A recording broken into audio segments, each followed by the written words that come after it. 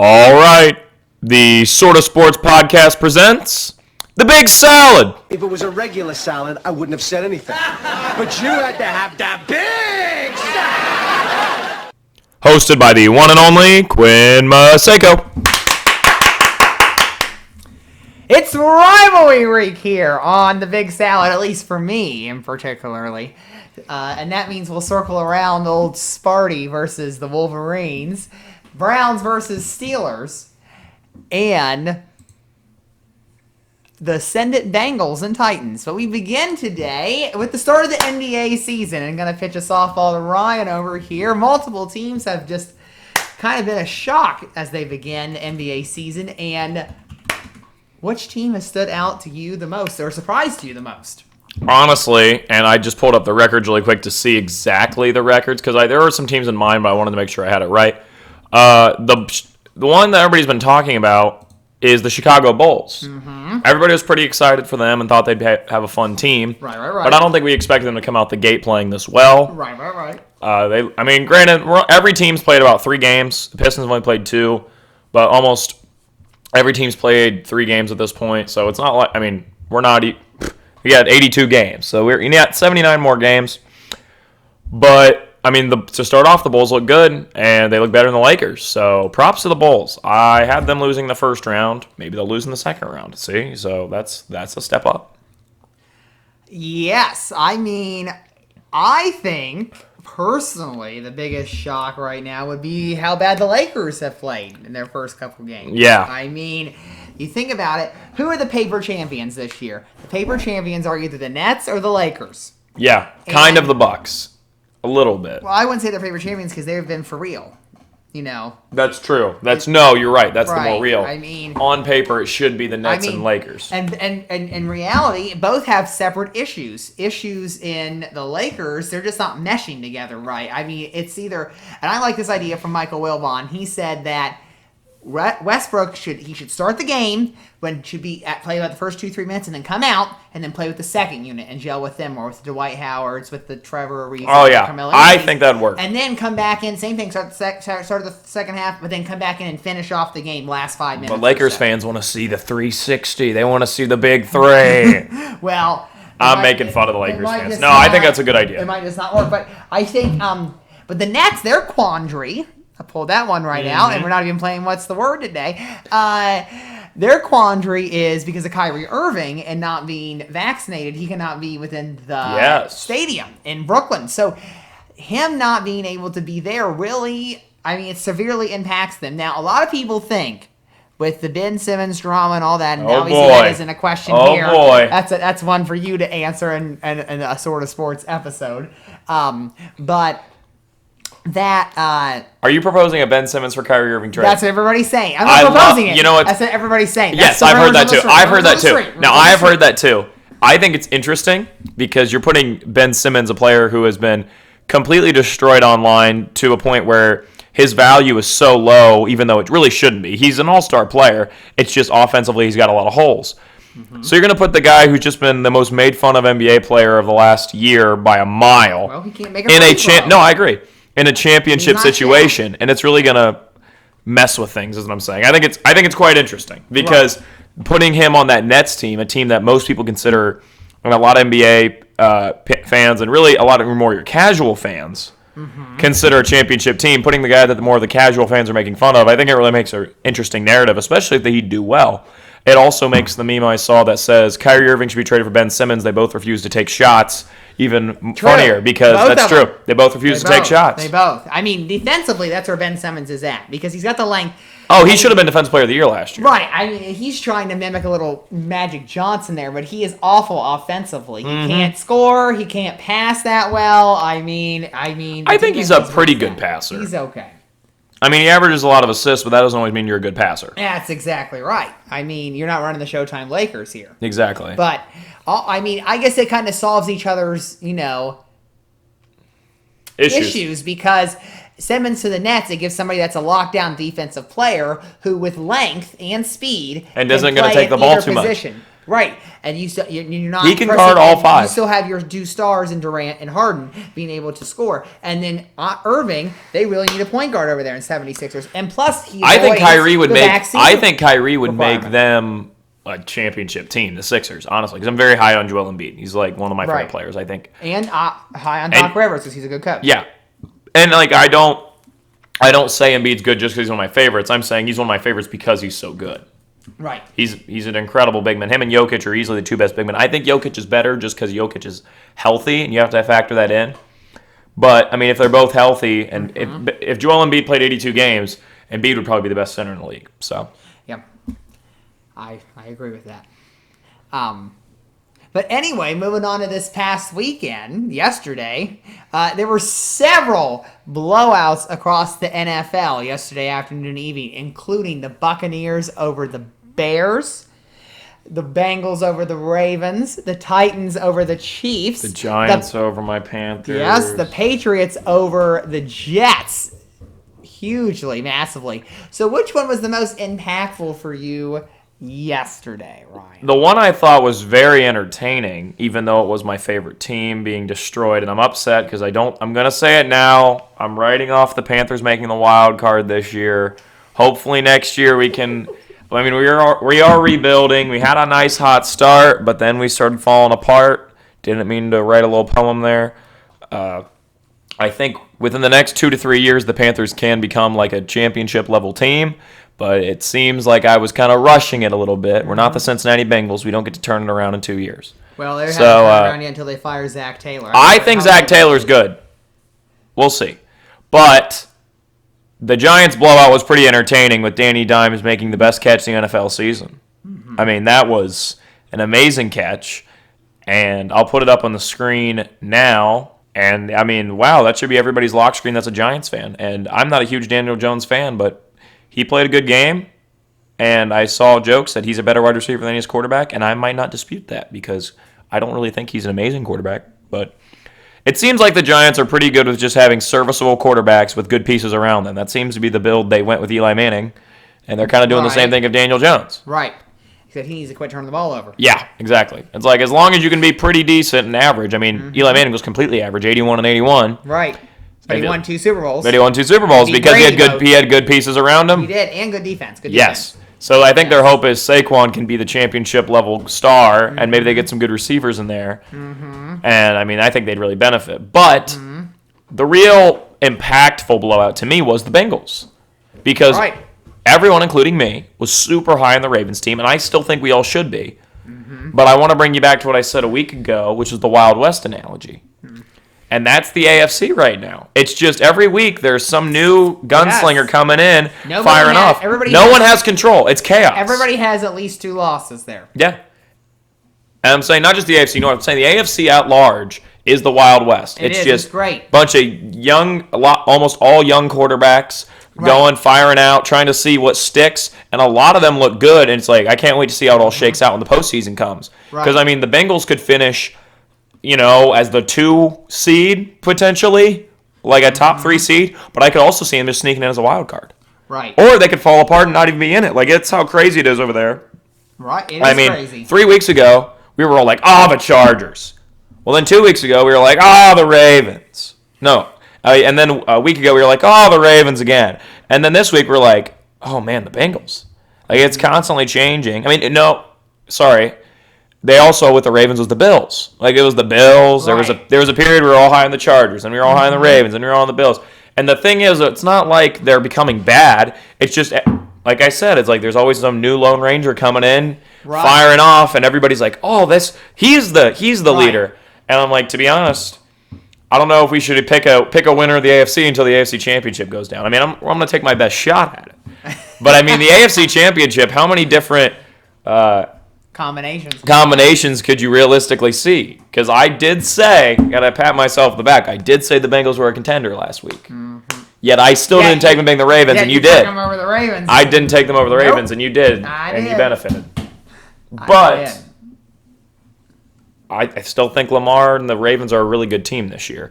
I think the Chiefs, honestly, because of everything going on, aren't going to make playoffs, but I know we're going to talk about them later, so I'm going to let you go. All right. Blowout's most impactful right now. It is, to what I'm looking at, it would be the Patriots. Because Mac Jones is awesome. Nope, not because of that. Because they're getting back into the race for the AFC East. And right now, Bills 4-2. Yep. Patriots are 3-4. So they're right there. They're a game and a half behind. The Bills versus Bill Belichick matchup, looking really nice. So exactly. So I think that they play the Chargers this upcoming week, and I don't. The Patriots do? Yes, the Patriots do.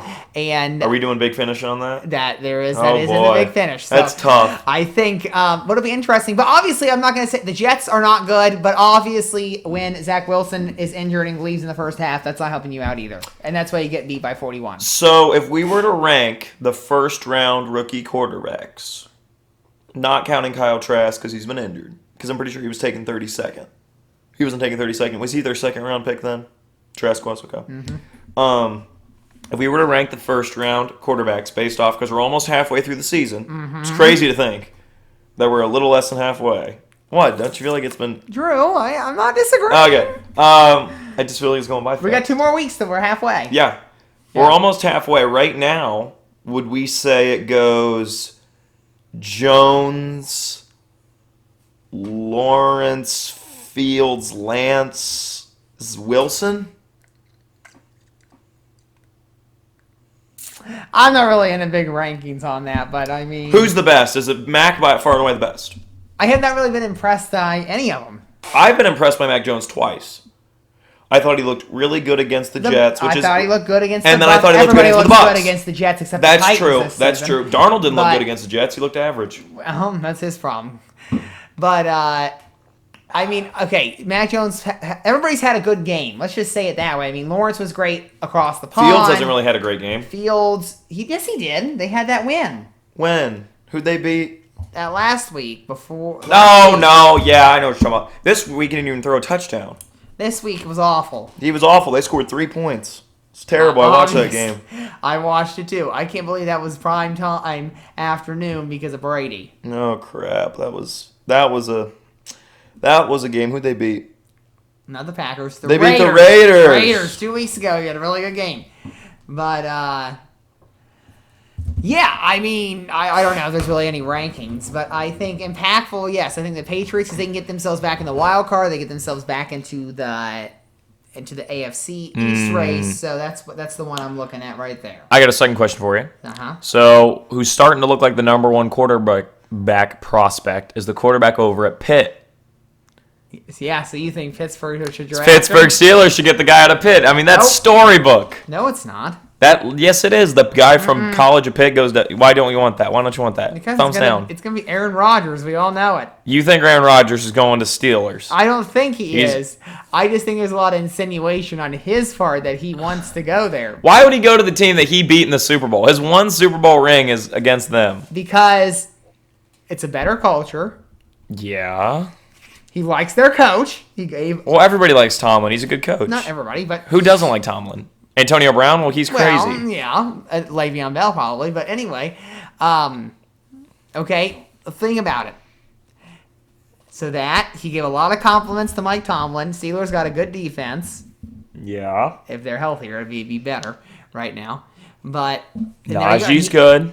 Yep, they got young talent. But he doesn't care about young. I'm not. I know. Because I've heard the argument from other Steelers fans that are like, well, we've got the youngest receiving core and running back in the NFL. And I said, why would that matter? He's going to be there for 3 years. He's there for a good time, not a long time. I know. And then but maybe in the line, maybe it gets worked out, all its issues worked out by next year. Okay. If I was him, if I was Aaron Rodgers, I'm looking at teams that would realistically take me in. You don't know if that's not realistic. We have I'm saying they're realistic. The Steelers are realistic. The Steelers are realistic. I'm saying realistic as in he's not going to go to the Bills because they're not going to put him over Josh Allen. That's what I'm saying. Unrealistic. I mean, that'd be an interesting toss-up. I'd like to see it. But no, I'm saying realistic as in they would like to have a new quarterback. Right.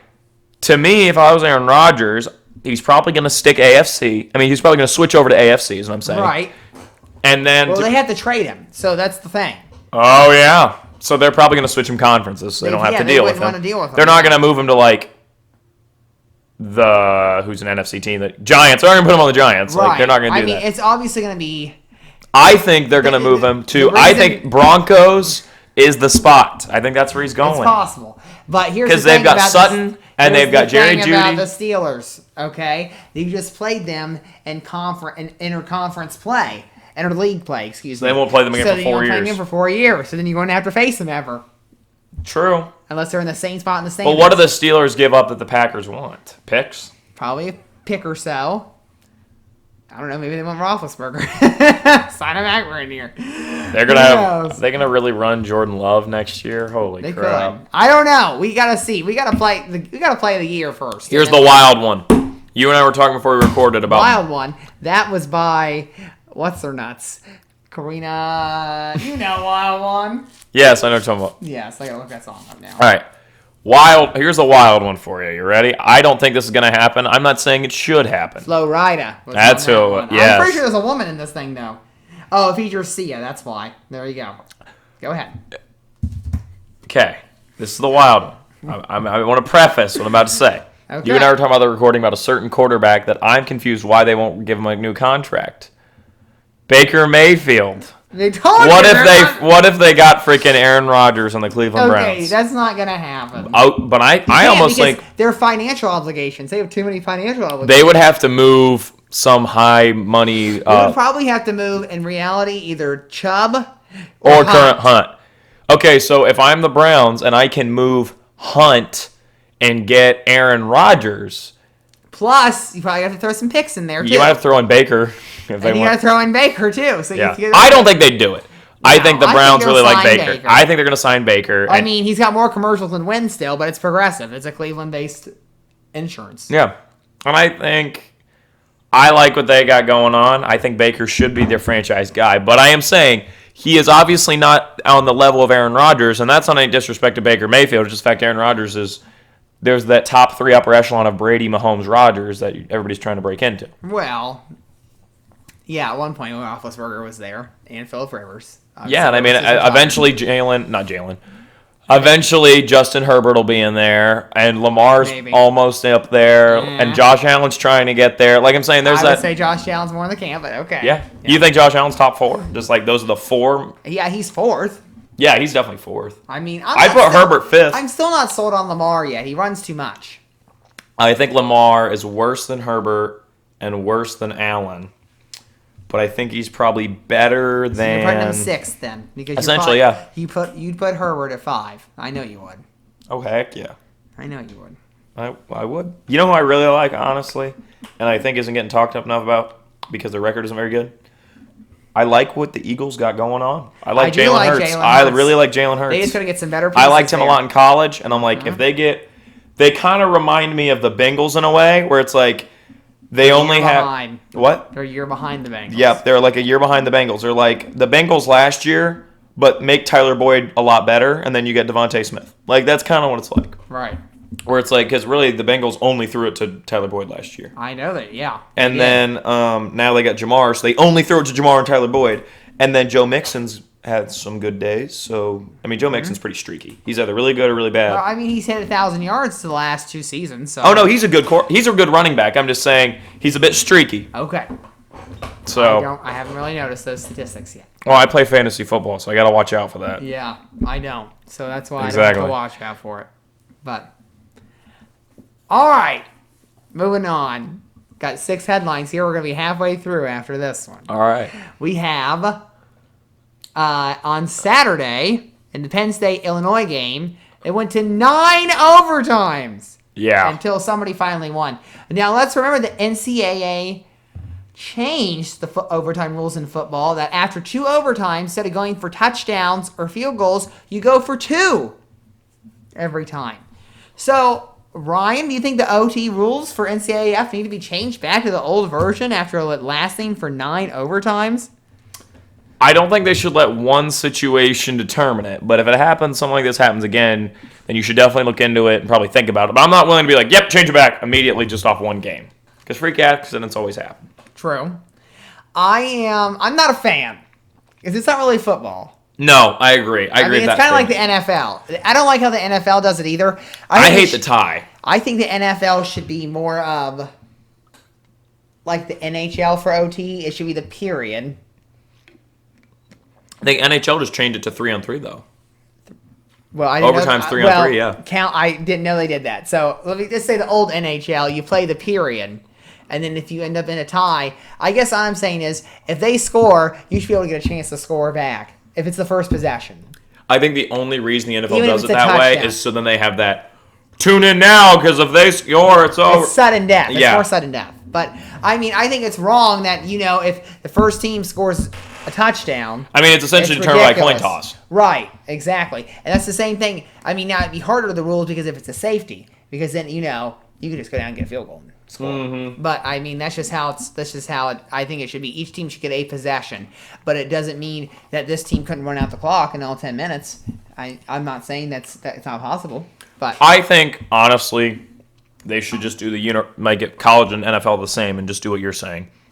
Just put one a 10-minute period up there, 10 or minute 15. I don't care if it's 10 or 15. Yeah, just make it. I'd say go 10 for both. Just Yep, make it a that's little fine. shorter. 10 for both. When the period's over. Whoever's Yep. got more points wins. If not, it's a tie. Like, just make it real nice, simple, instead Right. of like, the first team, if they fail, then it becomes field Right. goal. And there's so much to it. I mean, I forget how it Right. works half the time. Right. I mean, and it can't be like, obviously it has to end in a tie because it can't be like hockey. I mean, hockey, you can't shoot, you shoot out for points because you can get more points. Yeah, what are you going to do? Have the quarterback tie. stand on the 50-yard line and there's one corner and one receiver going for it? Right, exactly. That's some XFL 2002 crap right there. Right. And while I like the new XFL, the XFL 2002 led to a lot of injuries because they did crap like that. Yeah, crazy things. They did crazy stuff. Like at the beginning of the game when the two guys just sprint for the ball and whoever got it essentially won the coin toss. And then basically a bunch of guys ended up tearing their quads, diving for the ball and crap. It was Yeah. bad decision. What would you expect? I don't know. But- Vince McMahon was not thinking ahead. Yeah, too much WWE. But anyway, no, I think I just don't like the rule how it is. I don't like the 2-point conversions. I think it either needs to go back to how it was or change to a time period. I mean, it can go back to where it's each possession they get a chance to score a touchdown from their own 35, 25. I think it's a good idea. I mean, that's my but that's my opinion. I mean, I think it's just 9 overtimes. That's too much. Too much. Anyway, first we're gonna put up this play real quick of Taylor Heineke. He's given time. He's got room to run. He's looking for the corner. He dives in. Touchdown, Washington. They needed it, and they got it with the legs of Taylor Heineke. And boy, he lives out a dream doing a Lambeau leap. Finding a Washington fan there. Guy that grew up a Packers fan, watching Brett Favre do that. Wears 4 because of Brett. Oh, my goodness.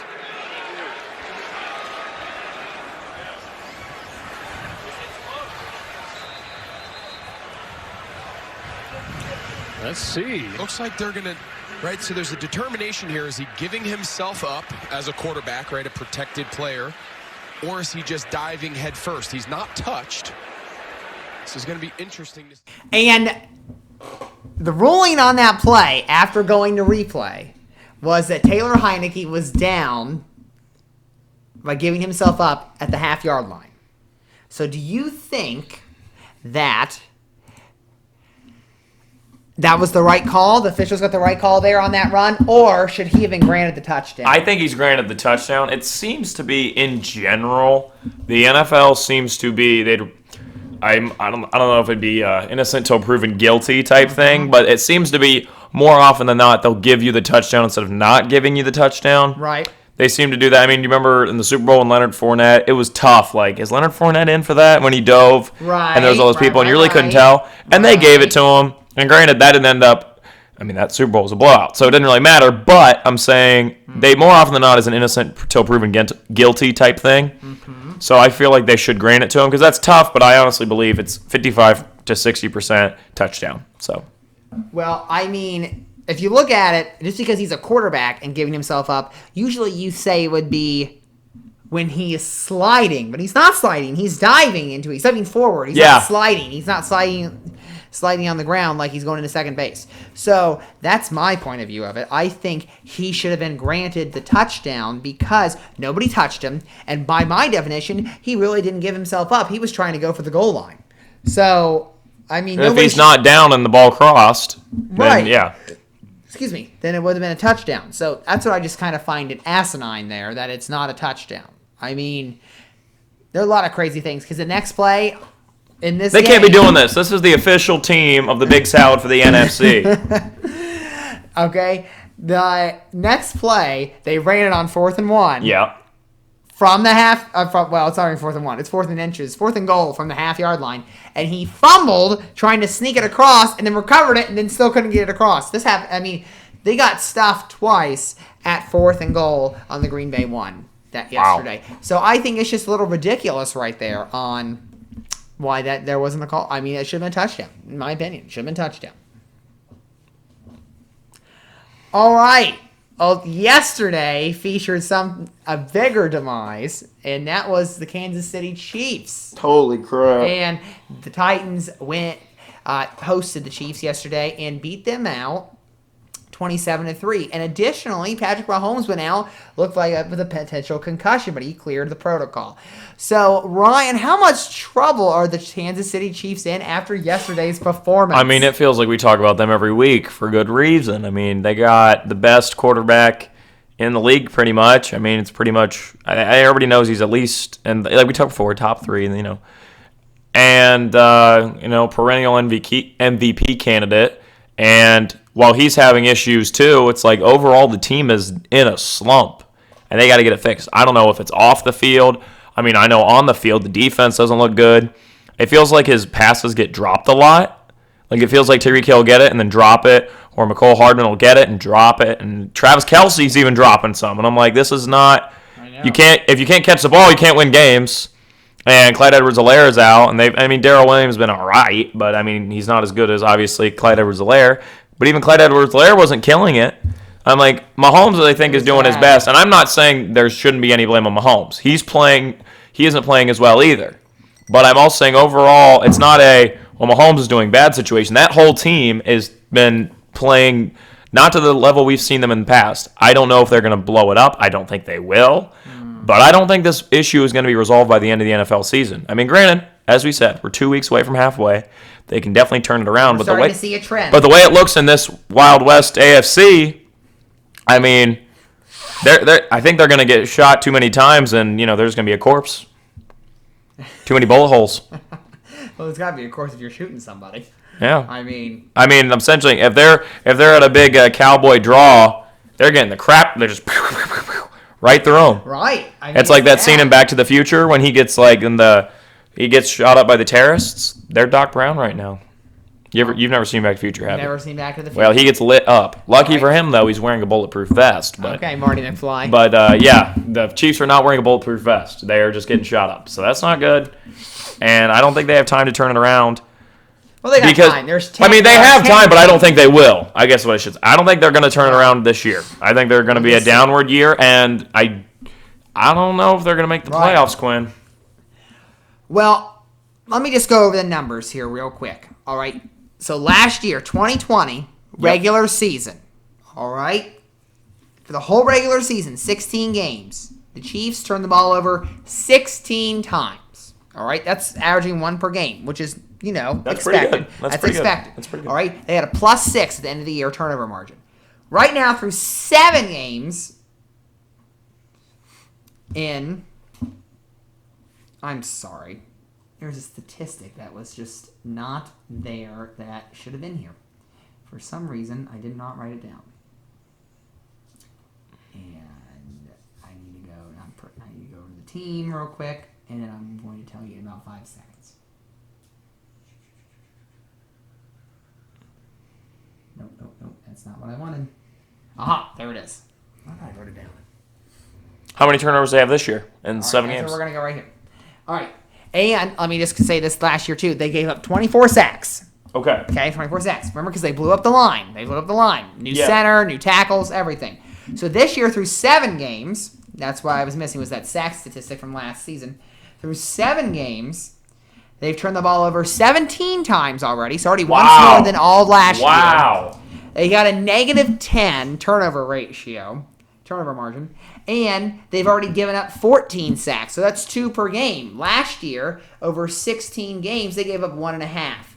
as their average. So it's a little worse, but it's just not good. I mean, I think he was sacked 3 or 4 times. Their turnovers from last year go down to 13 if you subtract that one really bad game Mahomes had in Miami. Right. I mean, so those are the numbers right there. I mean, that's just showing how the trends are. So it's not good. I think Mahomes putting a lot of pressure on himself to complete plays that are not there. Yep, and that's where you get drop passes. Gets forced. Yep, you're getting drop passes. You're getting errant turnovers there as well. The line play is not very good. And the defense has regressed. And I think it might be time to get rid of Steve Spagnuolo and get somebody actually in there to build a proper defense, because you have nobody that can stop the ball. Well, and they're going to start getting into issues this offseason and next offseason about they have so much good talent, you can't pay them all. That's right. I mean, obviously, there's a team factor and an individual factor. I mean, individual factor, last year, Cheetah, a.k.a. Tyreek Hill, he said, no, I'm not going to give any of my money to help save the team and save some of those important pieces that they had. But let's just look at their future schedule here. So next week they got the Giants, which it should be a win, but the Giants, you never know what you're getting with them. And then they got to host the Packers, go to Las Vegas, host the Cowboys, host the Broncos, host the Raiders. They go to San Diego, host Pittsburgh, head to Cincinnati, and then Denver to close out the season. So they have a very tough schedule to end. I mean, they have some wins in them that should be the Broncos. They should have in there. They should beat the Giants. So that's 3 wins. Yeah. But I mean, that's a lot of other games that aren't wins. Quick question: did the Bengals beat the Ravens in Baltimore, or was that in Cincinnati? That was in Baltimore. Wow. Were you watching the game? Yeah, I was. I just couldn't remember where it was. Yeah, it was in Baltimore. I know, very big win for the Bengals. Because speaking of the Bengals, we're going to talk about them now. More impressive yesterday, was it the Cincinnati Bengals or the Tennessee Titans? I think the Bengals, because we're still trying to figure out where they are as a team. I'm very high on them. I think you're starting to rise. Whereas the Titans, we know as long as they've got Derrick Henry, they will always be a playoff level team. Almost always, because he's very good, and Yes. A.J. Brown, we know, is a very good receiver. They got Julio Jones. Right. They're actually supposed to be a little better at the beginning of the season than I think they were, and they're starting to hit their stride now. And I think, in general, people are more high on the Ravens than they are the Chiefs. Right. So I think it's more impressive because we expected less out of the Bengals, and they still beat what's presented or thought of as the better team. Right. I'm gonna have to go with the Titans here real quick, because the reason is that to think about this season. Let's think about this. They started out the season, they got blown out by the Arizona Cardinals that came out of left field. Yes. They lost to the Jets. All right. And the next thing you know, they're beating the Chiefs and they turn it around. I mean, it's just kind of been a fascinating turnaround. They beat the Bills and Chiefs back to back. So that's where I view it more impressive. I think it's more impressive because they held the Chiefs to 3 points yesterday. That was crazy. Mahomes not throwing a touchdown. Right. I mean, defensively, they were there. Derrick Henry, let's look at the numbers here real quick. We're just going to compare the numbers from these quarterbacks and their fellow star player on their offense. So for the Titans yesterday, Tannehill was 21 of 27 for 270, threw a touchdown and a pick. And Derrick Henry ran 29 times for 86 yards. He also threw for 5 yards and got a touchdown. Yes, that was awesome. Yeah. So watch that live. And then Burrow yesterday, he was 23 of 38, completion percentage not as high, but he threw for 416, 3 touchdowns, and an interception. Chase was hauled in 8 catches that went for 201, and half also the a yards. touchdown. Half the yards of the Almost Bengals were half. just Jamar. Yeah. So I just say, for some reason, I mean, is the Titans, because they capitalized on the Chiefs' turnovers. They balled them up to 3 points to the whole game. And the Chiefs are supposed to be this explosive offense that's just non-existent at this moment. Yeah. So, How good do we think Burrow's going to be or is? well, given it's his second year, and He's pretty darn impressive. He's impressed. I mean, here's the thing. As a Steelers fan myself, you can't be more I mean, let's just remember this. When Ben Roethlisberger came in, Yeah. all right, Maddox got hurt in the second game of the season. So Ben started the third game. All right, he came in and finished that second game up. That was the only loss that season. Ben won 15 games in a row and lost in the AFC Championship to Brady, who they beat at home earlier in the year and broke the 21 game regular season winning streak of the Patriots. Ben did in the Steelers. So I guess that's what I'm saying. I'm kind of blessed in knowing that rookie, as a rookie, my franchise quarterback right now. Yeah. Kind of like that. So, I mean, I would say he's an impressive. This is not really what it matters. I mean, we separate the men from the boys when it comes to the playoffs. So I mean, when it comes to the playoffs, that's why to this day, Right. even everybody, and that's why to this day, you and I mean, you more than me, Mm-hmm. I'm starting to change my mind more on Lamar, but that's why everybody's not super sure how good Lamar is because he's only won one playoff game. Right. I think that's the thing, too. Cincinnati has not won a playoff game in 3 decades. So if Burrow wins a playoff game, I will be impressed. Me too. That's simple. What if they make it to the AFC Championship? Win or lose, like if they're in the AFC Championship, like bravo! They better bring back Boomer Esiason and Chris Collinsworth for a reunion because those are the last 2 that played there. Yeah. I mean... But I want to have Tony Romo on the broadcast because he's the best one. Ooh, So. I know that, but I mean they're going to be... They just need to come for the reunion and watch the game. That's very true. That's what I mean. Now, Jamar Chase, should we just pencil him in and almost write it in pen that he's Rookie of the Year? I mean... And barring an injury, is anybody really going to be injury. I haven't heard I think I haven't really the heard only any thing other that they could rookie. match it is if Mac Jones and the Patriots won the AFC East. Possible. In dominant fashion, Possible. too. It'd have to be pretty... They would have to beat the Bills. Right. Maybe... I don't know if they'd have to beat them twice, but they would have to win the division and beat the Bills at least once. I mean, he should be up there. I mean, Najee has been good, but not impressive. Not as impressive Not as as Jamar. Chase. I mean, Chase has been impressive, so that's why I would say he's definitely the front runner for the AFC side. I haven't really heard anything on the NFC, but I mean, NFC would be... I'm trying to think. I don't even know. not Fields. No. I think Fields will be good long term, but I don't know what the Bears could got to do. Maybe they go Yeah, get I know what they need to do. They need to fire Nagy. Matt Nagy, yeah, and get maybe Bieniemy. I know, my solution to everything is to just throw Bieniemy. I think Bieniemy's going to go to USC, maybe. Really? I mean, that's one of the only college coaching jobs he said he'd ever take. Well, Possible. I mean, USC is very prestigious. It is. And it isn't right now. Historically. They got to fix that. He's got to go in Yeah. there and fix it. Right. He could probably do it. A lot of picking up the pieces there. Michigan State, Ohio State, how we feeling? What do you mean? I'm saying how you feeling about that game. It's only like, what, 2 weeks away? It's a month. It's a whole month? I guess that I got a bigger game to worry about instead. What? That's why it's time for toss-up. All right. Good segue into that. That was. Toss-up version. Who you got this week? All right? It's just all picks. Big games this week. Ready? Yep. They play on Saturday at noon. Michigan State or Michigan? I got to take Michigan State. You've got me pretty high on them. I really like what they're doing. And if they win this game, I mean, be ready for that. Them versus Ohio State is essentially the Big Ten championship then. But if Michigan wins this game, Michigan-Ohio State is essentially the Big Ten championship. So whichever team wins this... Okay, there's still a Big Ten championship. Yes, I know that, but I'm saying... Calm it down. The right Big there, Ten East is baby. probably going to win the Big Ten championship. No, you can't ever just say that. Why not? Because it's not true.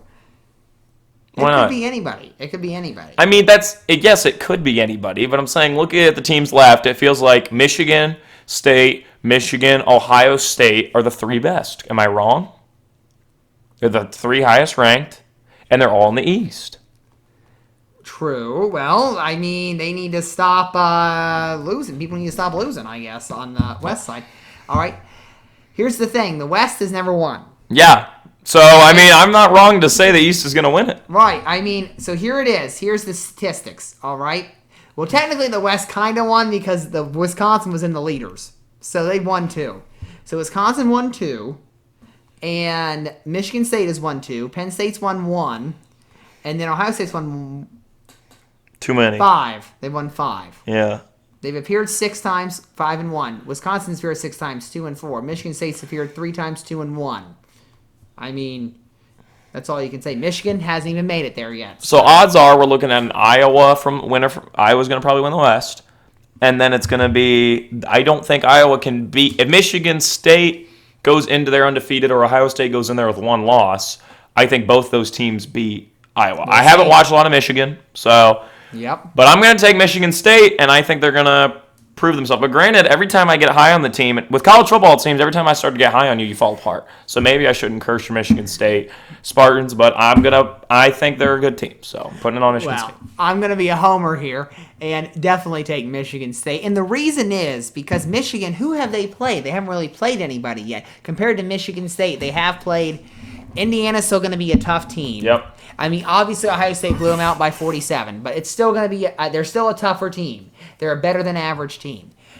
Michigan State also went down to Miami and had to win too, and they beat De'Aaron King and balled him up there. Michigan hasn't really played anybody. Non-conference wise, their toughest game was Washington, but they weren't that good.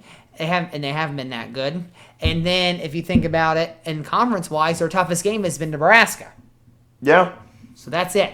So I'm going to take Michigan State because you got the dual Thorne's discipline at quarterback. I think the defense is good, and I think that Kenneth Walker, the dual threat. You have Kenneth Walker out of the backfield, Thorne out of the gun, and I think that's going to be able to destroy Michigan. Michigan, their defense is better now. They got rid of Don Brown. They got a new guy in there under Harbaugh. But Harbaugh, again, it's his to blow. He's 3-3 against Michigan State in his career. He's not going to beat Ohio State. He never does. Well, he did beat him that one year. It's called J.T. Barrett never crossed that first down line. Yeah, that's fair. That's fair. Okay, I don't care what anybody says. But I am not a big Ohio State. I am like teamless when it comes to college football. Well, I love college football. Teamless, I watch a lot of college football, but I don't have like a team I root for because when you live in the state of Ohio, you get really sick of all the Ohio State propaganda. True that. And I get sick of a lot of people that are like think they're the best team in the nation when they're usually third or fourth. Mm-hmm. So I can't like Ohio State because I just get sick of it.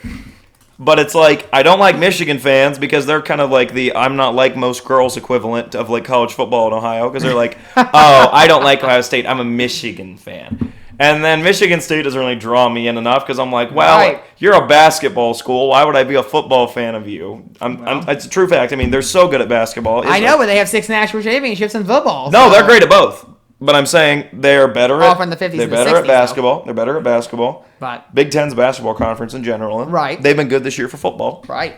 But I mean, granted, Pac-12 was good last year for basketball, so sometimes things come out of the blue. Okay. Tournament-wise, they were good. Yes, in the tournament, not in the regular season. Johnny Juzang, Yes. Johnny Buck. A lot of luck there. But, Yeah. What I'm yes. saying is, I thought about Iowa State, and then they haven't been that good. So I don't know. Maybe I guess my team pretty much every year I pick a couple teams I like and root for them. Well, there Michigan you go. State's been one of those. Iowa's Good. been one of those, and Cincinnati's been one of those. And only one of them's disappointed me, and that's Iowa. But granted, one loss for Iowa is not bad. If they end the year 9-1, Right. it's a good year. Right. Yes. Sparty's going to keep Paul Bunyan home in East Lansing. Next. They also play on Saturday. Auburn or Ole Miss? This one is so tough because Auburn is always the upset city team. Every freaking year. You can't write them out, especially in the Iron Bowl. But Ole Miss has been rolling. I'm going to give it to Ole Miss because they got the juju going, but I wouldn't be surprised if I'm wrong on this one. Auburn, you can never write out Auburn. What do you got to say, Quinn?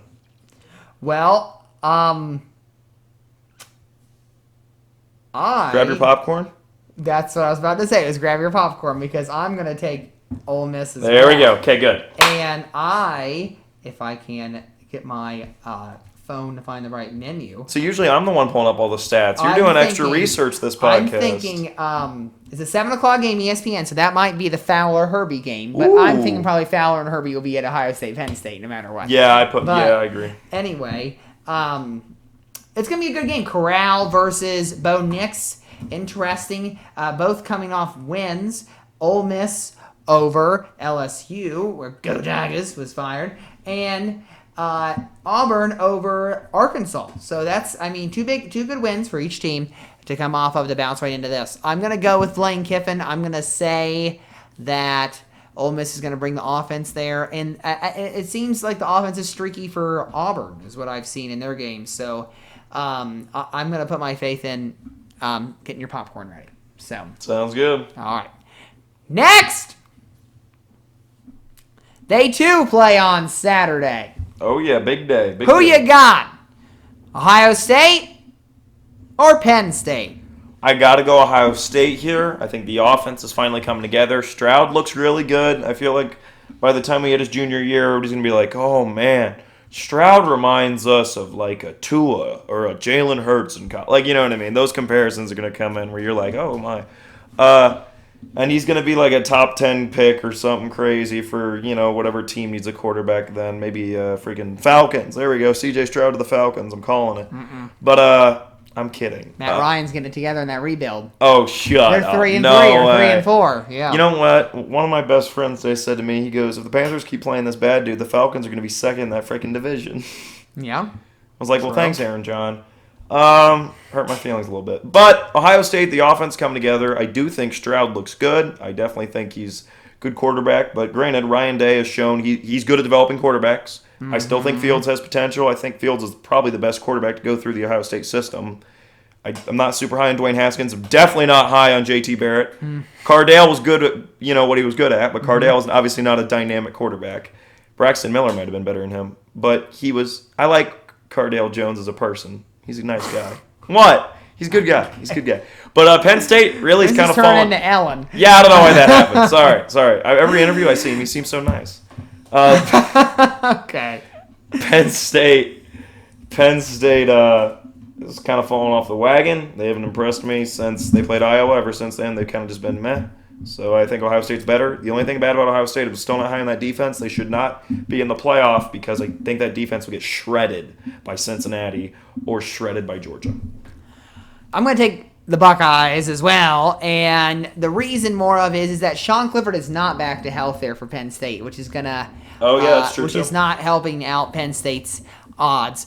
I think Ohio State, like you said, offense has gotten it together. Penn State, their defense actually is fairly good. They held Iowa in check. They held in, they haven't really given up a lot of points this year, but I think the problem is also you're coming off of a 2-game losing streak here. Penn State, this is their opportunity to kind of get back on the horse. They knock Ohio State down a peg, trying to get back into the Big Ten East race, but if they don't come prepared, I think they're going to get blown out. But also what Ohio State gets to benefit from is they're playing at the Shoe. That's so true. Ohio State gets to play at the Shoe, and most of its tough games this year, they play at the Shoe against not only Penn State, but they also play there against Purdue in college and football, against Michigan college State. football, you get a big advantage when you're at home because they live on campus, and you know what I mean. Right, you get all the student atmosphere. It's a big home field Even advantage is very real even in though college that football. Attendance at college football games is down over the last 5 years. Yeah. Yes, there's still a very big advantage. So that'll be interesting to see what happens. More so than like an NBA game, home Right. court, You unless don't it's have to- playoff. You don't have to travel there, is what Yeah, you're getting. I'm saying, and unless it's playoff, I don't think the energy's gonna be crazy. I mean, maybe at Right. Madison Square Garden because they're so desperate to have the Knicks be good. Well, yes, everybody is. I mean, I think it's hilarious in every sport. Pretty much, New York is a pretty I don't want to say dominant, but a pretty successful team. Even the Giants, they've got 2 Super Bowls with Manning. Mm-hmm. And it's I don't think the Rangers aren't incredibly successful, but they've had some big runs. Whereas with the NBA, the Knicks had 2 runs, and only one of them resulted in a championship, and it was in the 1970s with, Walt Clyde Frazier. So, Right. and Jerry Lucas, Jerry Ohio Lucas. State Yep. alumni. And I'm saying, obviously, 1970s NBA isn't talked about a lot, and Patrick Ewing could never get over the hump. You have Right. Hakeem. It was supposed to be, he can't beat MJ. Well, then MJ left, and then he couldn't beat Hakeem. So I used to, when I was younger, didn't like Patrick Ewing. I don't know why. I didn't like him, but he's very good at basketball. He's pretty good at the whole basketball thing. Mm-hmm.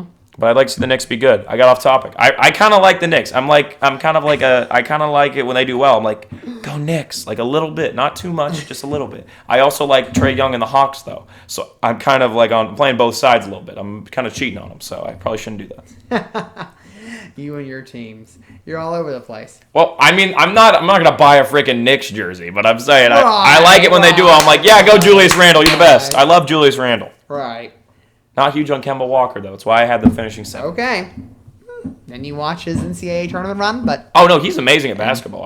I think he fits really well in the Knicks. I just think he's slowed down in the last 3 years, and I don't think he he's on is the level he used to 30. be. He is, but I think Damian Lillard's 32 and 30 also is what I should say. And he's not 32. I think Damian Lillard's also 30. I think and- he's 28. Really? You could be right. He was drafted a year later. Well, then he should be 28 then. How old's Damian Lillard? He's 31. All right, well, I was pretty much right. And Kemba's probably 31 too, I think. Or he's 30. He's 31 as well. All right, they're the same age. I'm saying Damian Lillard only continues to get better. It's Dame time, baby. Yeah. So I'm saying Kemba slowed down a little bit, and maybe it's the Boston Celtics curse. Every time somebody goes to the Celtics, they come out of there not as happy in life, so they got to get things figured out there. Well, I'm saying it's true. I don't know why you should. I mean, come on. Larry Bird was happy when he left. He was just banged up. Yeah, it's true. I'm saying, like, Kyrie, Bill Russell was happy. He won 11 championships. I think it's just, I don't know what it's about. The current Celtics, it's like on paper, they're always so good, and then the season comes and they're like, pretty good.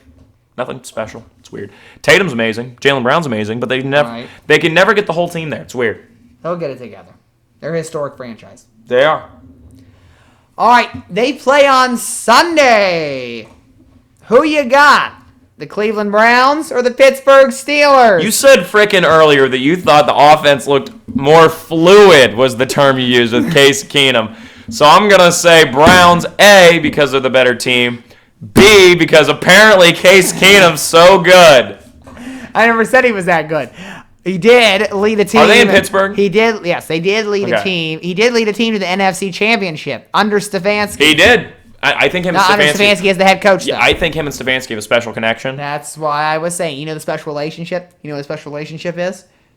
A special relationship is between a U.S. president and a British prime minister of the same party. Yeah. So Democrats and Labor. Yeah. Republicans and Tories, a.k.a. conservatives. Yeah. And the Brits. So there you go. They got a special relationship. We're getting government lessons from Quinn Maseko on the Sort of Sports Big Salad. This is also a movie. You can watch it. It features Bill Clinton and Tony Blair of the late 90s. Interesting. Anyway, moving on. So they're like that. Yes, Kevin Stefanski. Nice. Yes. Yeah. Interesting. So there you go. I think they work really well together. I think the love affair there is a lot healthier and better working than the Taysom Hill, Sean Payton one. I think that's a lot more toxic relationship. So I'd be worried about that special relationship. Okay. Always. I'm not high on Taysom Hill or Sean Payton. Okay. I think that's a weird thing they got going on. Well, all I can say.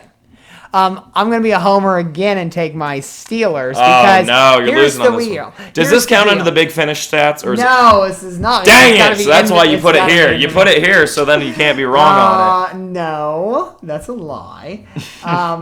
But what I'm going to say is this, okay? Mike Tomlin is 9-4 after the bye week, and the Steelers were on their bye this past week. That's true. They're going to be rested. The Browns are banged up. No Baker, no Chubb. No Hunt. I love Chubb. A lot of injuries there on that team. I think the Steelers, they also have injuries on the defense too. The Steelers can take that into consideration. I think on offense, the Steelers can start bottling them, hopefully, even though D'Ernest Johnson was great. Good. I think the Steelers can take advantage of a hampered Browns offense compared to what the Broncos defense did this past Thursday. So, but the Steelers, this is the chance to springboard back into it. Right now, their next 3 games, they got the Browns, injury riddled. Then they have the Bears and the Lions. So they can get right back in it at 6-3 if they can rip off these next 3 games. And the line is starting to come together a third way through the season. Anything to say about that? No. All right. I was thinking about what I was going to say for the next topic. All right. Because I'm very excited about this one. Next! Last one. They play tomorrow night in Game 1. Who you got? The Houston Astros or Atlanta Braves? All right. I think I'm going to be recording a podcast tomorrow. We're going to do some NBA immediate reaction stuff. We're going to look at some MLB stats from the playoffs. And I'm going to go really deep into my World Series preview. But what it's going to boil down to is the Astros in 6. That's the pick. Okay. This Astros team has everything you kind of want from a World Series run, where they were good in the regular season, but they didn't peak until playoff.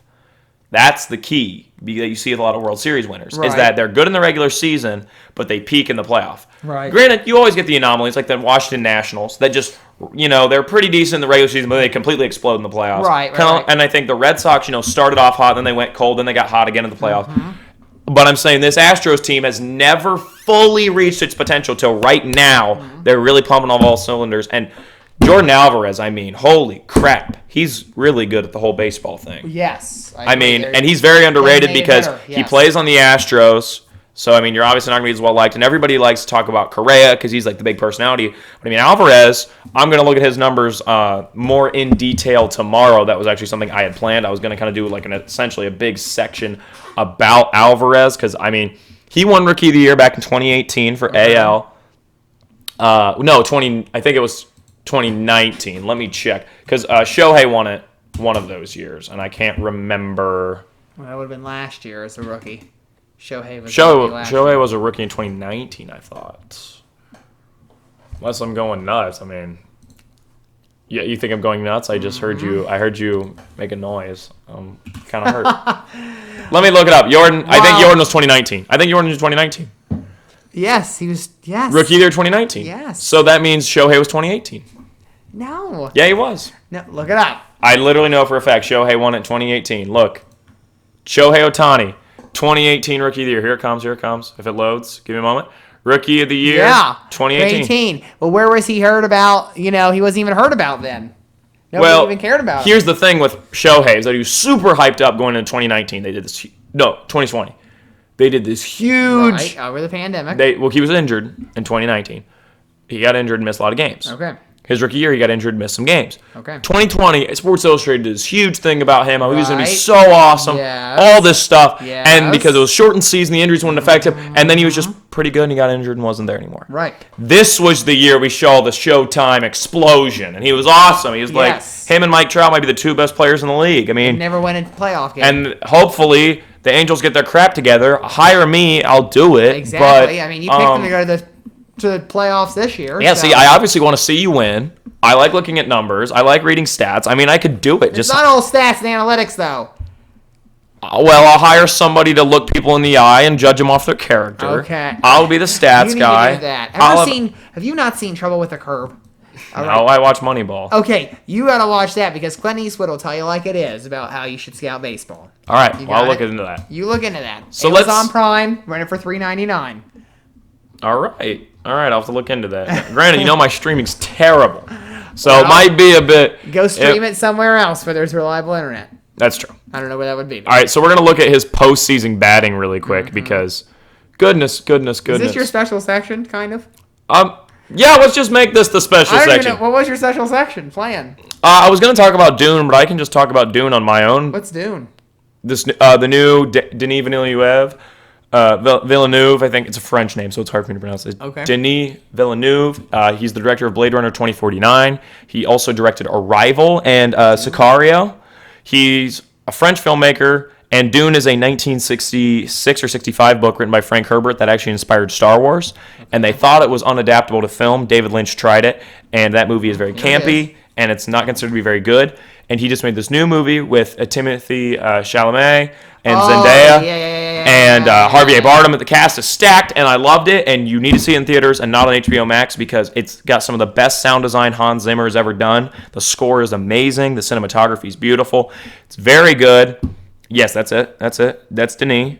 Okay, let's try it. Can you do pronunciation? So I think it's Denis Villeneuve is what I want to say. But do you just want this to be my special section then, and I'll talk about Dune on my own show? How about, hold on, I got to make a pick real quick because I haven't made a pick yet, and then you go to your special section. All right, sounds good. We'll talk about Jordan a little more in a bit. Jordan. I'm gonna tell you right now, I'm gonna take the Astros in the series because I like Dusty Baker. He brings in, he's like George. He does. You know what he reminds me of this campaign is like George W. Bush in 2000. Because he said he's going to bring back honor and decency to the White House. Well, that's what Dusty Baker's doing to the Houston Astros right now. But I am going to take, in Game 1, I'm taking the Atlanta Braves. They're going to come in and steal one. You're right. They are. You're right. And here's the thing with the Braves. I picked the Braves being the World Series at the beginning of the year. And then I bounced off them because I thought without Acuna they weren't anything. Yep. This Braves team has overcome the odds. You fricked up on that one. Yeah, I did. You went away from it. How does it say it? Hold on, my volume's down.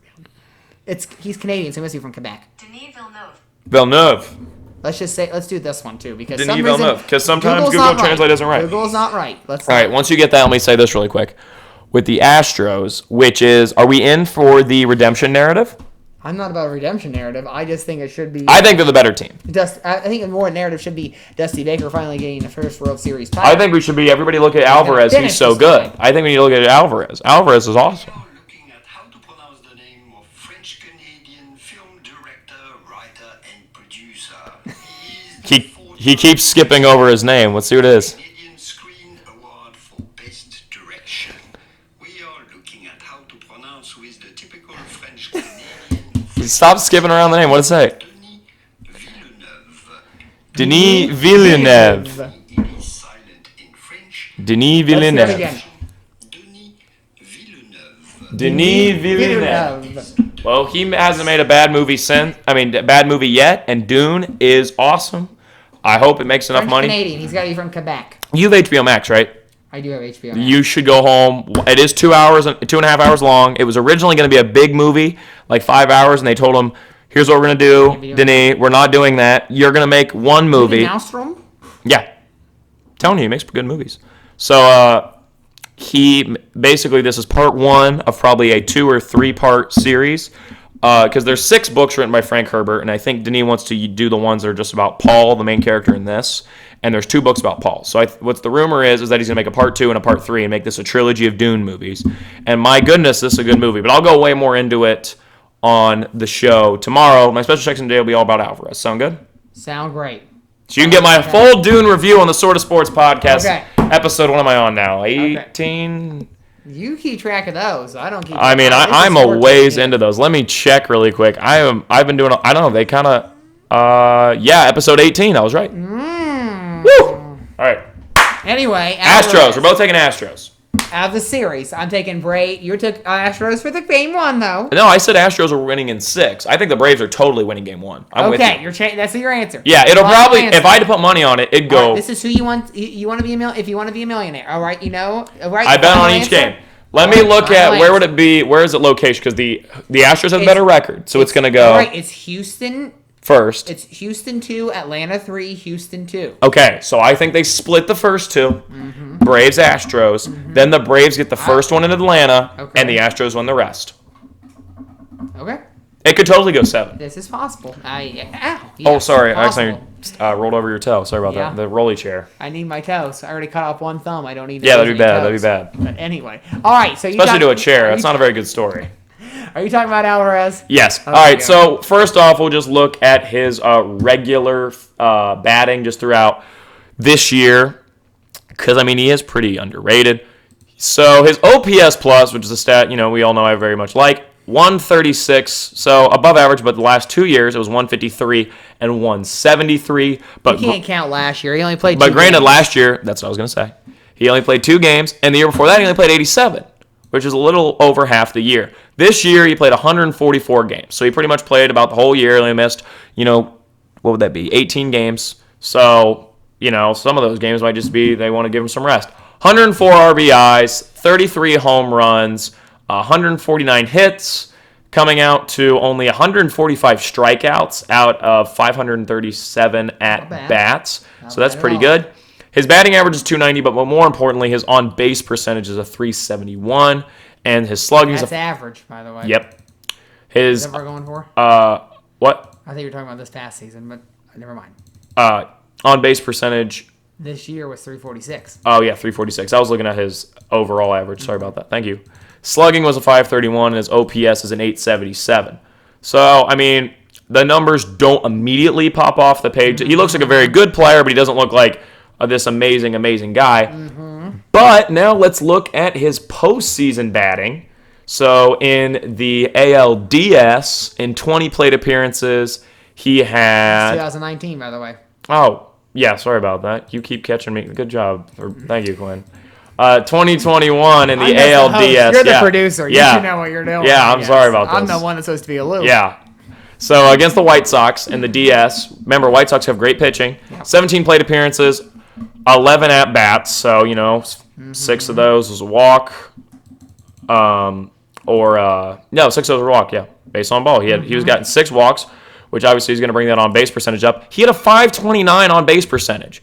half the time he went up to the plate, he got onto the base. And how do you score runs on baseball is getting people on the base. Well, true. So, that's pretty good. His OPS was a 1.166. Now, granted, obviously, when you're in a playoff game, everyone's numbers are going to go up a lot or down a lot because it's more extremes, because it's less, which, just numbers, right? All right. Percents are going to be more extreme. But still, that's good. A 1.166 OPS, very impressive. And then his on-base percentage, like I said, 529. Well, then he stepped it up in the pennant. He upped the on-base percentage to a 538, and his OPS went up to a 1.408. And he doubled his batting average. Exactly. He went from a 273 to a 522. So he got walked way less. He only got walked two times, which is a third of what he was walked before.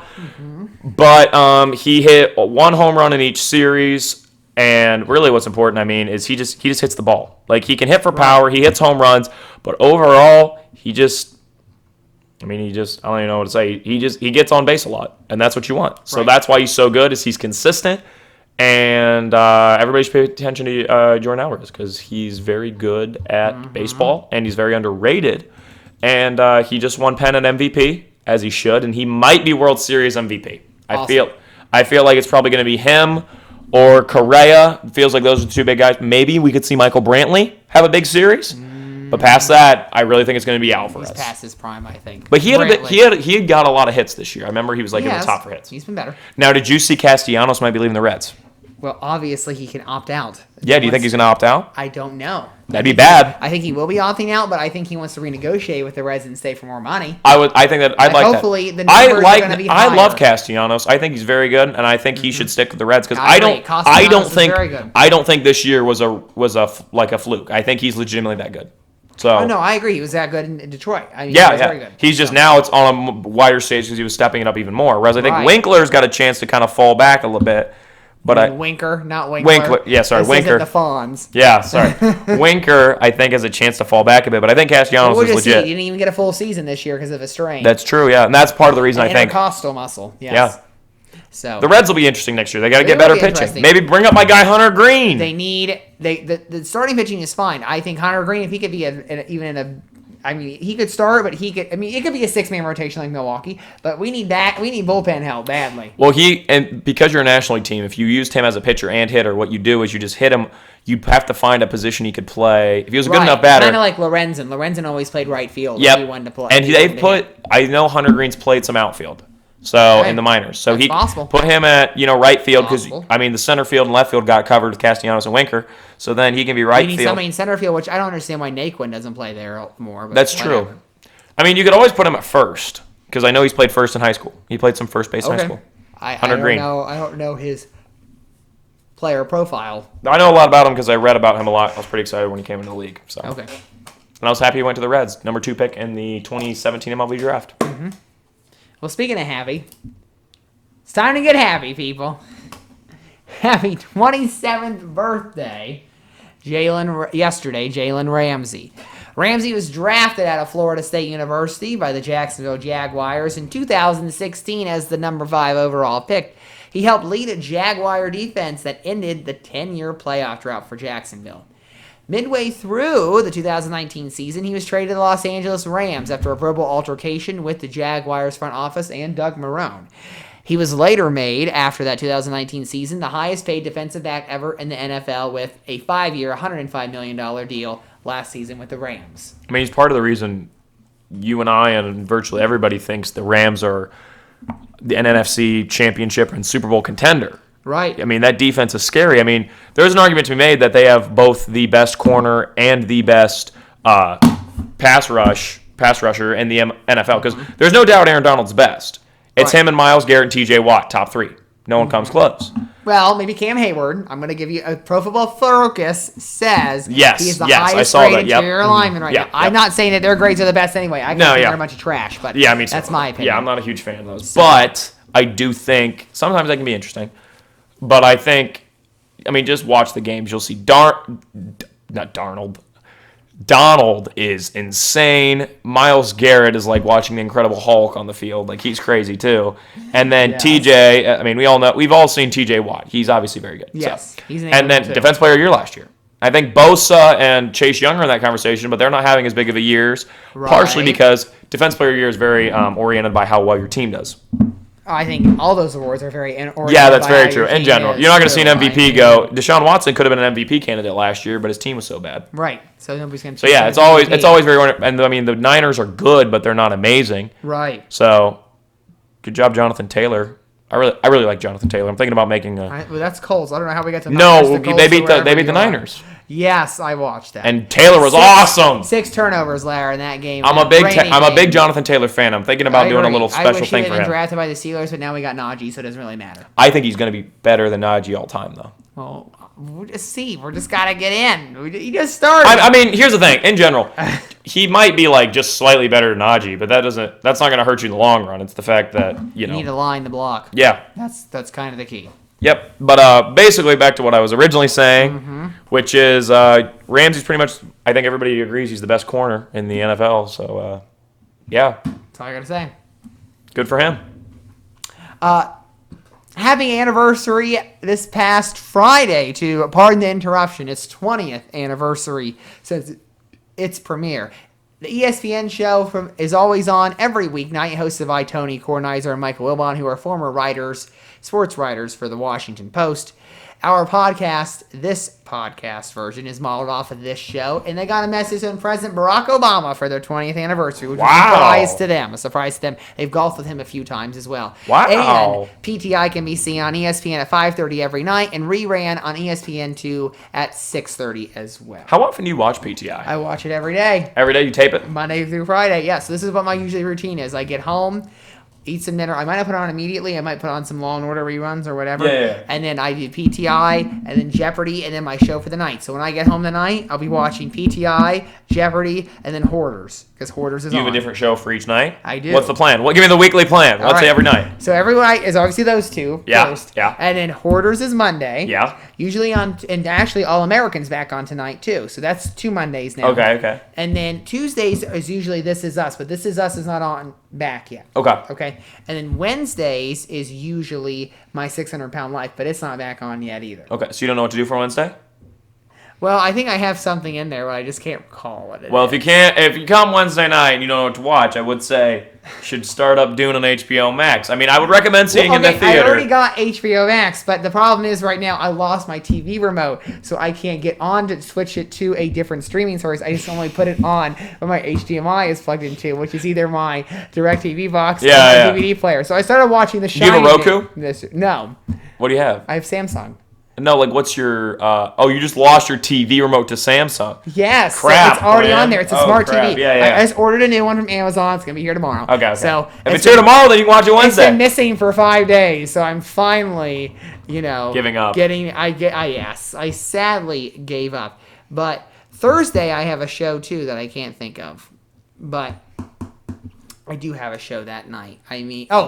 Law & Order, SVU, and Okay. You watch organized FBI? crime. I do not watch FBI. Do you watch FBI? No, of course not. So then there you go. There's nothing on Friday, I believe. Friday was open. Okay. But there's not really usually any good shows on Friday. That's true. So that's the reason. They expect people to go But out. exactly, just like Saturday. So that's kind of the routine. But there you go. Interesting. Enough All right. of my TV habits. But We got a really good return on the Batman talk. from One well, that's good to hear. of our top fans. Top fans, sometimes extra clapper. Yeah. So, Yeah. So coming in for the hype up, but we got a good return. She seemed to enjoy it, and so my mother really enjoyed the Batman well, that's talk. good to hear. So She's our we number got one fan, all right. Number one in our minds, number one in our hearts. That's how it is. Actually, I don't know. Chad Holt makes a good. He does. He might be rivaling. My us for friend, number my one. friend Dalton also I is a big think- top fan. That's like our top maybe three. Maybe that's a toss-up one week. We have to toss up between those three. Who's That's the number one tough. fan? That's tough. But anyway. They all submit essays. It's like a scholarship on why they like the show so And much. they're just going to win a $10 gift card to Suzy Q's if you're There it chosen. is, there it That's is. how it is. But Courtesy of the big salad. And Of you the can big only salad. order salads. yes. Preferably the crispy chicken. Yes. Even though I don't even eat salad. I don't eat salads really that often either. That's how it is.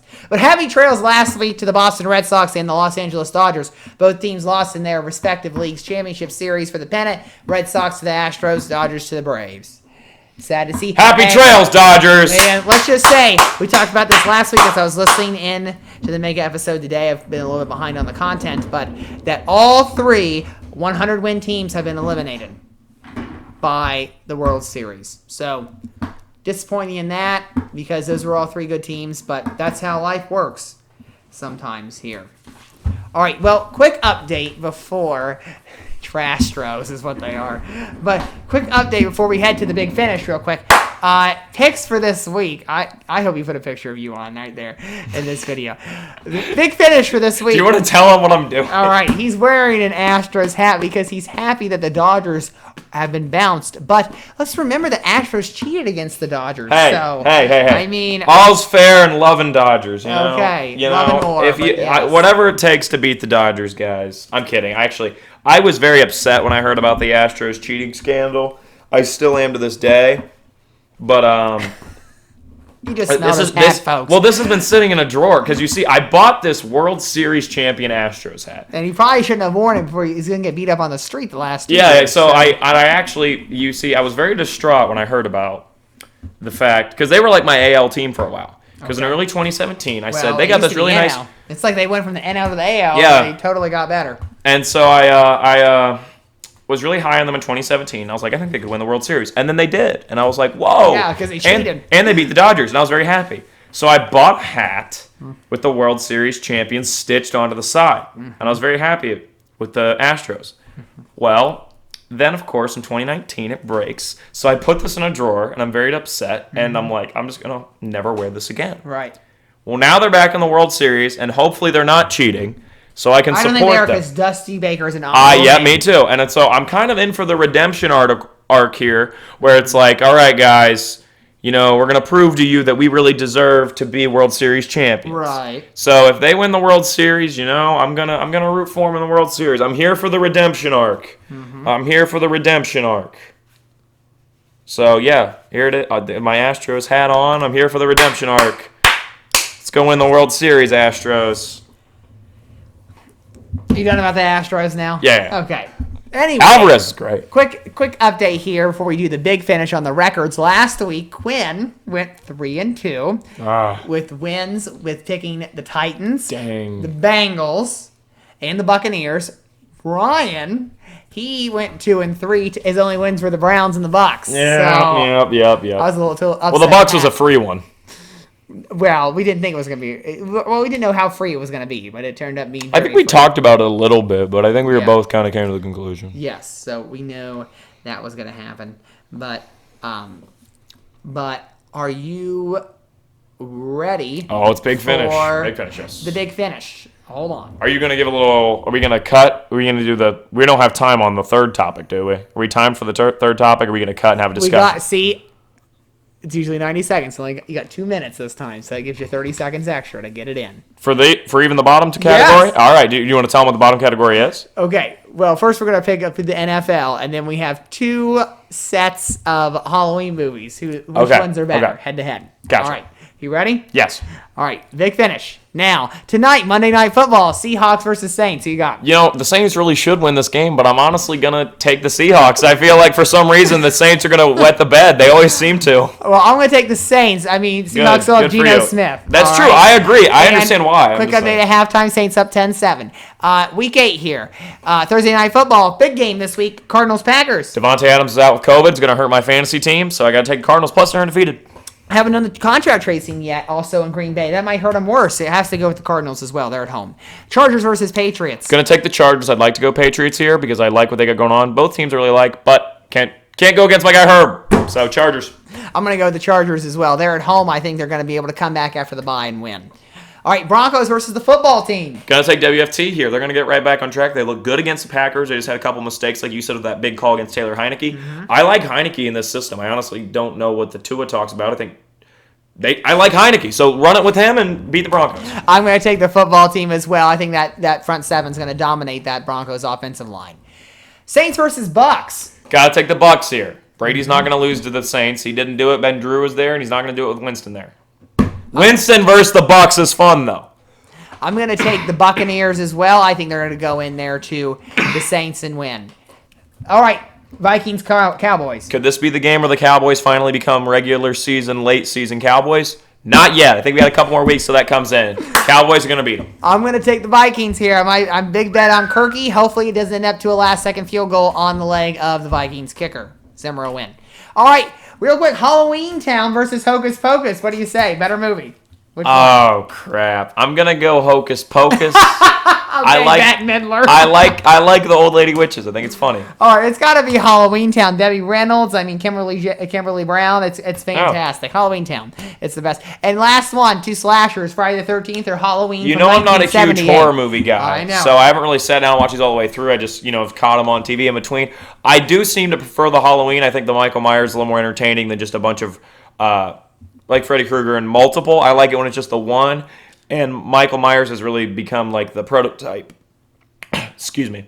Prototype for a lot of other characters like that. I'm going to go with Halloween as well. Also, Jamie Lee Curtis is great. Right, Jamie Lee Curtis is great. And Halloween, I think it's better. It's a better rated movie. And Friday the 13th, I mean, it's not Jason. It's Jason's mom. Let's think about this. Jason doesn't come into the sequel. Yeah, exactly. And I'm saying, like, those ones, they don't have as much of an identity, Yep. I don't think. It just seems it's better cinematography and those kinds of things. But I would definitely take Halloween over Friday the 13th. Halloween that must be true. Most people must think that way too, because Halloween's been going on longer and it's more commercially successful. Like I'm saying, they've made. There are more sequels to Friday the 13th. I think there are 12 movies in that series. Halloween. They make much. I think Halloween seemed to make more money though. Yes. Those new ones I know make good money with the one rated. that just came out and the one that came out in 2018. This year's has been. Everybody says it's awful, so I'm not going. They make money every time. I mean, those movies. Because people want to go see it, they just want to check it out. Yeah, exactly. Those horror movies always make so much money on opening weekend. Right. Yeah. There's no faith. Quick shout out. What you got? The thank you. Oh, okay. I've really been thinking on this thank you. I'm honestly gonna give it to my guy Jonathan Taylor. I was saving on talking about him till later, but it came up, so I had to talk about him. He saved my fantasy team, won me this week, and so I'm pretty happy about. Who did you play against? Getzman. So okay. I beat Getz, and then I. Maybe you should stick to business instead of yeah. fantasy football. So, and baseball. I won by about 3 points because Jonathan Taylor had a cool 23. He did. So thank you, Jonathan Taylor. And also, I think I'm going to make a sort of sports show, which is like, the more short videos I was making, and I have more time to script now. Right. Now we're in winter. Right. So, well, you got basketball, though. Yeah. So, Jonathan Taylor, thank you. Quick shout out here. This Friday at 8 o'clock on the CW, the Scooby-Doo Where Are You Now special is coming up. They're going to meet with a host. It's going to be a crossover between a real-life and animated special. Be watching. It is an hour special on the CW. It should be good. And catch us next week. I have a very special episode coming in with the college basketball preview, as we'll be a week ahead of the season beginning, and the Champions Classic to kick it off. Thank you for listening, and good night. This is Quinn Maseko speaking for the Big Salad Podcast, a Ryan Klinger production. Please note that portions of this podcast were edited before the final cut was produced, and this episode was recorded on October 25th. The sections of Toss Up and Happy Time are copied from the ESPN show Pardon the Interruption, and there was no intention to infringe on copyrights of these segments and their related music. Stay tuned for our next podcast next Monday here on the Sort of Sports Podcast YouTube channel.